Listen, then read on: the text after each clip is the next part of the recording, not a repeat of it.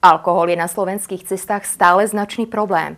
Od 1. novembra nastala v tomto smere novelizácia a postihy pre opitých šoférov sú skutočne zrejmé. Sú však aj takí, ktorí dané nariadenia ignorujú. Na Slovensku sa pilo, pije a piť sa bude.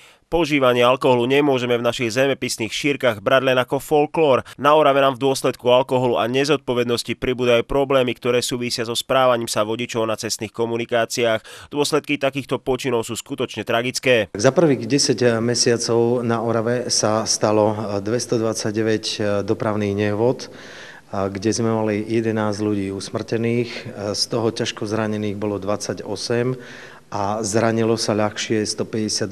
Škoda bola vyčíslená na 903 790 eur a ak môžeme dodať, pri týchto dopravných nehodách v 44 prípadoch figuroval alkohol.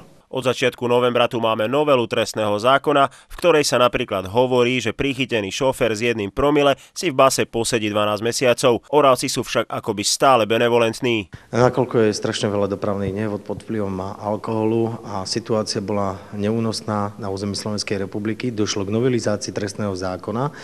A to v prípadoch, ak vodič jazdí pod vplyvom alkoholu alebo spácha nejaký delikt, kde jeho nameraná hodnota bude nad 1 promile, bude sa to považovať za trestný čin. Taktiež odmietnutie podrobiť sa dýchovej skúške sa bude považovať za trestný čin. Akceptujú to šoféri, vodiči?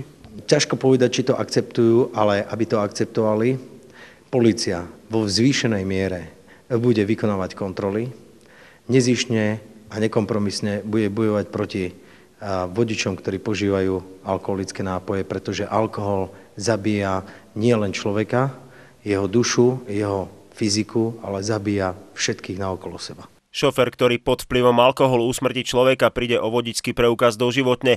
To isté hrozí aj opakovane odsúdenému za jazdu z promile v krvi. Podľa novely sa môžete opäť ocitnúť v autoškole. Tak dopadnú tí šoféri, ktorým policajti počas 5 rokov 2-krát odhalili alkohol v krvi za volantom alebo 3 razy spôsobili nehodu. Pre televíziu Oravia Tomáš Brna.